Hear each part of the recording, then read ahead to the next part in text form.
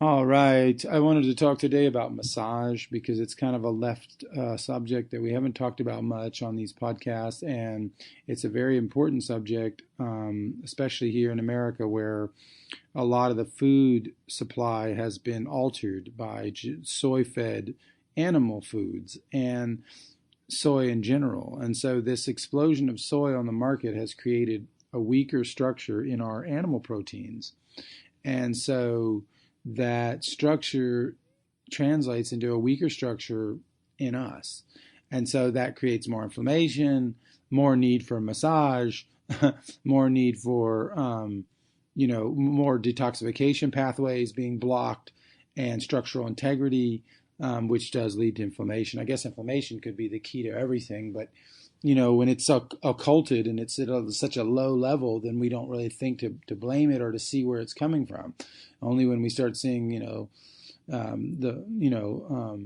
some sort of blood or something internal that's bleeding, internal bleeding or something, then we start to pay attention. But there's a state there before we get to that, which is also problematic, especially if you want optimum health. So massage has grown exponentially in conjunction, and chiropractic and a lot of other things. I'm not saying we didn't need them before. I'm saying that they've grown so much because of this tissue weakening, and the food supply plays a big role there. Pretty much 99.9% of chickens you buy in America are fed with 30 or 40% of their diet being made from soy. And then all the other animals, there's some percentages there too, to fatten them. Soy oil can be used even if it's not considered soy, or it's considered as a supplement, so they don't have to tell you about it to the feed. And there's so many ways they can keep their animals fat and not lose any money, and do it, and it affects our health. And it's a little bit of an invasion because this is not an indigenous plant at all, and this has taken us away from our own traditions. But anyway, and of course, if you know anything about soy, you'll know that it came from it was a byproduct of crop rotation deficiency. So you would need to, bring the nitrogen back into the soil. So it came in as a perfect ally for that, but it also steals magnesium and manganese and everything else, which it doesn't put back in the soil. And so you're losing all these micro and trace minerals, and then you're getting the nitrogen back in there. So you start to have a more and more acidic soil over time. And then therefore, now that we have all this soy to do this to the soil and to help crop rotation and to avoid, to be able to make a lot of shortcuts basically, and get lazy on having to learn about rest and rotation and compost and all these other factors, we just use this. And so that has created a market, and the market now, we need to sell the soy now because we have all this soy for this other reason, and so therefore we create a market behind that. So that's why soy became so popular, is because there was a lot of it, and we needed to create a market for this crop rotation fixer, or whatever you want to call it, ease of use, like shortcut or whatever. And so that is something that can be undone, of course, but it will take work, and there probably will be a economic fallout to a certain degree for a period, and some conversion times for people to get on board. And so there's things like that can happen, but who knows, maybe that's the best thing that could happen, is that there is a domino effect of a few stores deciding that they don't want to sell soy anymore because of these reasons, and then that dominoing throughout the nation. That would be great.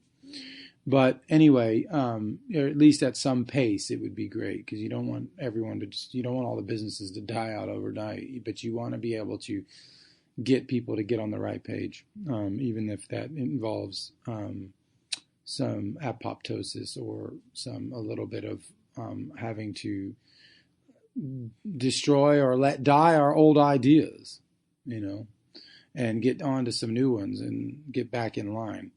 On track, I guess you could say. So massage it has been growing, of course, and and there's such a need for it now. And so magnesium is such a helpful product in the massage business because you can massage.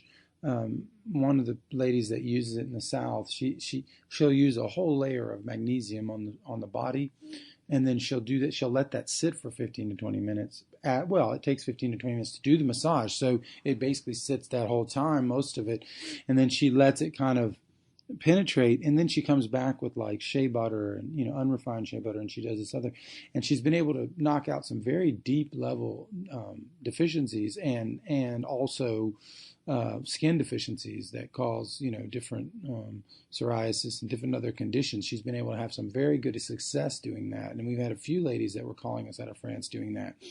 So this is like 1-2 punch, the shea after the magnesium penetrates, and then the shea pushing it down even further through molecular weight. And so there's some logic there, but in general, it's going to help relax the muscles. It can sting a little bit because at the surface sometimes it'll detect deficiencies in the skin itself, and what that means is there's a tropism between the stinging sensation and a lack of magnesium at the skin level. It doesn't mean that it always stings if you have the deficiency. It's not a one-to-one rule because sometimes the deficiency is much deeper than the skin, and sometimes the skin stings with the product because it has soap and other things which contaminate the skin with mercury and other things which are used in the processing of soap, even though we don't think of that anymore because we just think of it as like hydroxide or whatever it is, the powder we use to make the soap. We don't ask questions anymore about what happened, how do we make that powder.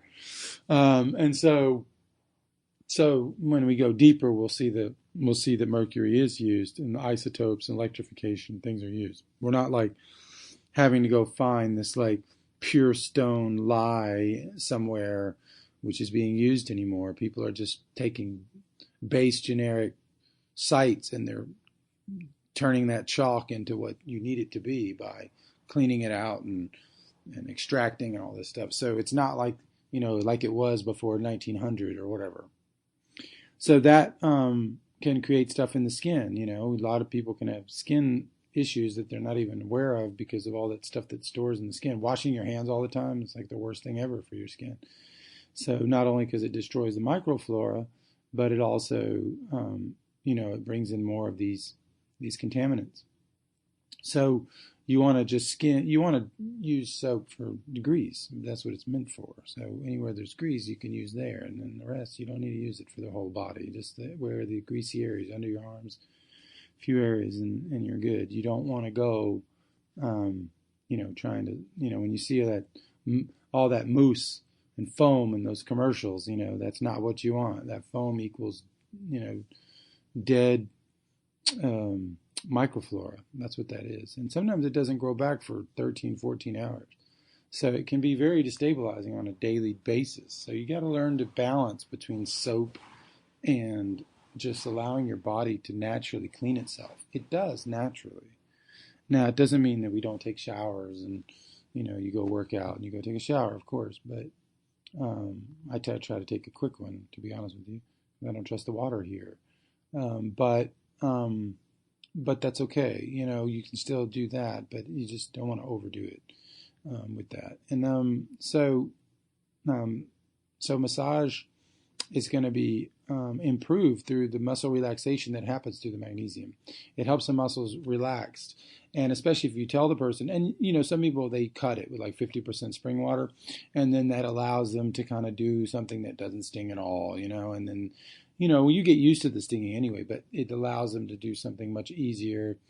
And so you can do that too. And then you can also mix it with oil directly and just do like a bottle like that. It doesn't mix like perfectly, but it can be made to, with, like some sort of solvent added there.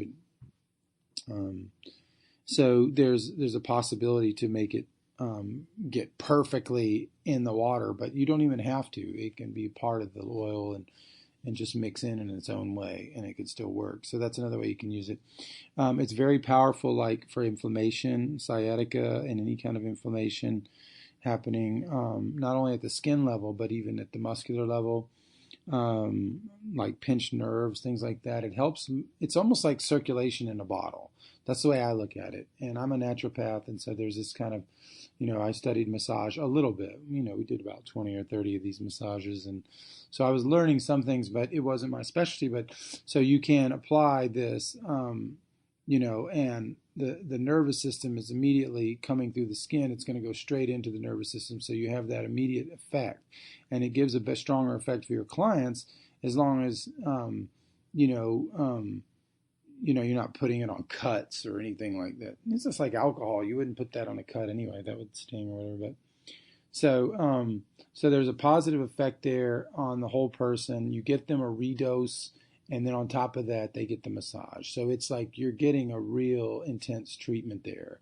And so I recommend it to all massage therapists because it's the #1 deficiency in the world. It touches on 800 different components in the body and exchanges and chelation, uptake, and ion transfer, cellular level, intracellular level of bringing things into the cell, natural calcium channel blocker, natural hypotensive, against the hypertension.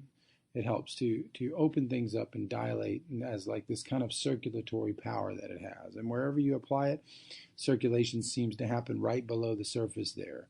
And that's because the magnesium comes in there and opens these things up. That's what magnesium does. It has this connection to not only the stickiness of the blood and the thromboxane and the platelet aggregation and how it kind of helps balance that, but even in the shaping of the blood cells themselves, it helps to keep those shapes right and offer a certain type of flexibility. Magnesium does. It's kind of like when your teeth, you have this heavy, or this what do you call it? You have this brittle. It's not brittle, but you have a hard part of your teeth, which is the calcium.